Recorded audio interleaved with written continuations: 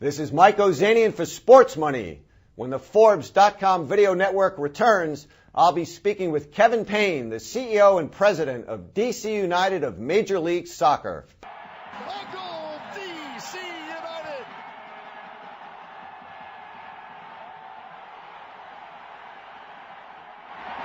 And DC United stands alone as champions.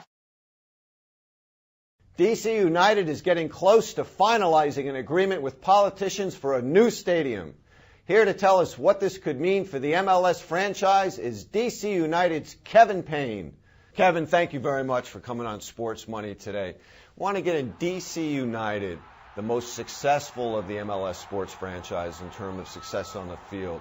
What are your primary responsibilities with the team as CEO and president? Well, I founded the team, so my brief is fairly large. But I run the business day to day. I set strategic direction, and then I make everybody else's life miserable to ensure that we're meeting up with that strategic Turn the screws. direction. Yes, exactly. And I like to refer to myself as the brand manager as well. Well, let's get into the brand because, as I mentioned in the intro, you have been the most successful team on the field in the MLS. How has that helped in terms of sponsors, which is a huge portion of the league's revenue? Well, I think it has helped us a great deal. We have great credibility. We unusually, I think, there's not that many sports teams in the country in any sport that have a clear brand identity, and I think that we do. We stand for authenticity, success on the field, commitment to the community, integrity. People understand what DC United is about, and that helps us convince companies to align themselves with us. And I know you're sort of getting close to a new stadium, which should be a huge asset for you and the brand. Where is that in the process in terms of completion and passing all the regulatory hurdles and financing right now?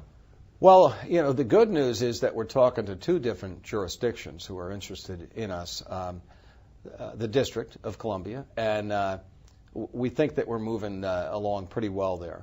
We think that announcement will come relatively soon. But also Maryland is interested in us looking at some sites in Prince George's County in particular, inside the Beltway, and we're studying that.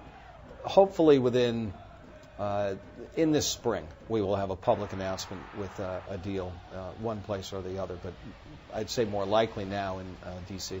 I think the new stadium will raise the scale of our team and the scale of our operation and just increase our profile dramatically within the community, give us a sense of place and permanence. And it will raise the level of those relationships. Do you think it could move the team from a loss to a profit? Oh, there's no question about that. It's dramatic. The delta is dramatic between. It's very difficult for us to become profitable in RFK, although I think we have a shot at doing that this year. But it's just too old a building. There's not enough amenities. You really can't properly monetize the day of game experience there. Right. Well, Kevin, speaking of that, my sports money on the spot question for you is, Phil Anschutz has sold some of his interests in the league. Would you or your partners at DC United consider bringing in some fresh equity to your team? I don't think that we would. We don't need it, and we see the light at the end of the tunnel in terms of really substantial value creation and asset appreciation. So I don't think there's any compelling need to bring in an equity partner at this time. And, I don't think that will happen generally. I think that you're going to see the teams in our league, the ownership that's in place remain pretty stable, and then we'll be expanding our league, of course. But I think everybody's very bullish about where we're going right now. That's great. Kevin, thank you very much for coming on Sports I really Money. appreciate it. Thank you. It was a great time.